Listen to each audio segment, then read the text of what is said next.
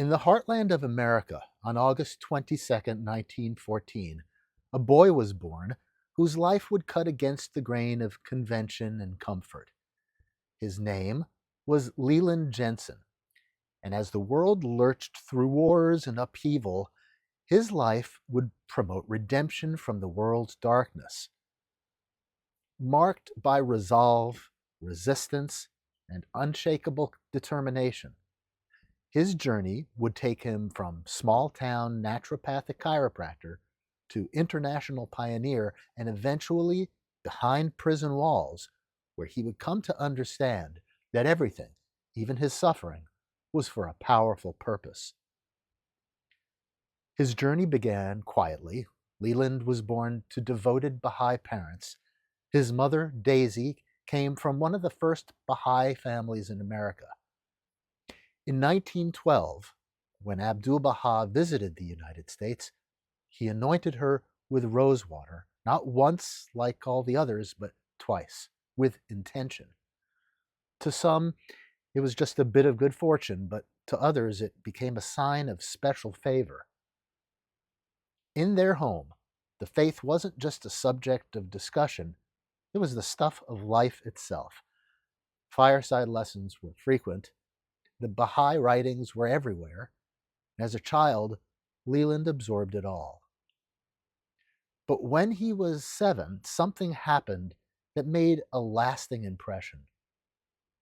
Soon after the passing of Abdu'l-Baha in 1921, at a meeting in the local Baha'i center, he witnessed a man pounding furiously on a piano. Confused, young Leland asked his father why. The answer was simple and searing. "He's going against the covenant, son." That moment lodged deep in Leland's mind. He made a vow to himself, a vow he would carry for the rest of his life. "I will never go against the covenant." As he grew, so did his devotion to the faith. He taught it to friends as a teenager. His commitment deepened as he entered adulthood, shaping the course of both his personal and professional choices. After getting married, he and his wife Opal received their doctorates from the National College of Drugless Physicians in 1944 and became chiropractors and doctors of naturopathic medicine. They built up a very successful practice in St. Louis and eventually turned their spacious home into a Baha'i center. But their calling wasn't one of wealth and comfort. It was one of sacrifice. In 1953, when Shoghi Effendi launched a 10-year world teaching campaign, Leland and Opal gave up everything to join it. They left their clinic behind and moved to the small islands of Réunion and Mauritius in the Indian Ocean. These were isolated places where most had never heard the word Baha'i, and yet, in Réunion, they raised a new Baha'i community from nothing. In Mauritius, they did more, bringing in over 100 educated converts in just 14 months. Their success didn't go unnoticed. Shoghi Effendi named them Knights of Baha'u'llah, a title reserved for those who, through personal sacrifice, brought the faith to new territories. But with recognition came new troubles.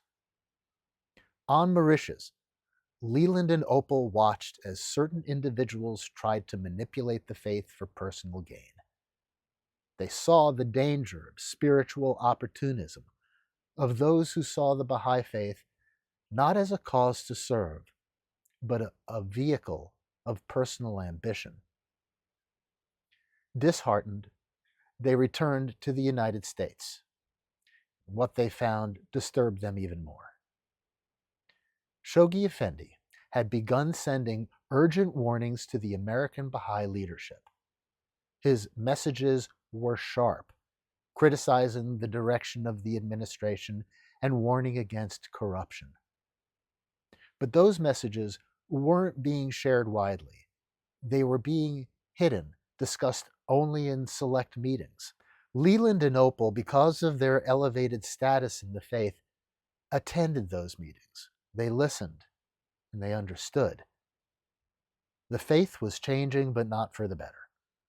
Personal ambition and jockeying for position was becoming a corrupting spirit within the body of believers in the U.S., and Leland and Opal weren't going to join in. Once again, they packed their bags for a new destination. This time, their goal was to teach the faith in Paraguay. But along the way, in November 1957, they stopped in El Paso, Texas, after falling ill with the flu. While recovering, they looked up local Baha'is and attended a meeting. What they learned changed everything. A cablegram had just arrived. Shoghi Effendi, the guardian, the appointed leader of the Baha'i Faith, had passed away. With that announcement, the faith was thrown into crisis. But to Leland Jensen, something about it felt off. He didn't know it yet, but this was the moment that would put him and Opal on a path of near total isolation, a path that would lead to exile from the mainstream faith, conflict with its leadership, and eventually prison. In the next episode, we'll follow Leland and Opal through the uncertain days that followed Shoghi Effendi's passing. They began to notice troubling signs, questions that weren't being asked, and decisions that didn't sit right. It was the beginning of a slow but steady shift, one that would take them further from those who claimed the center of the faith they loved and closer to the path they were truly meant to walk. For more information, visit schooloftheland.com, where history's oldest promise meets humanity's future.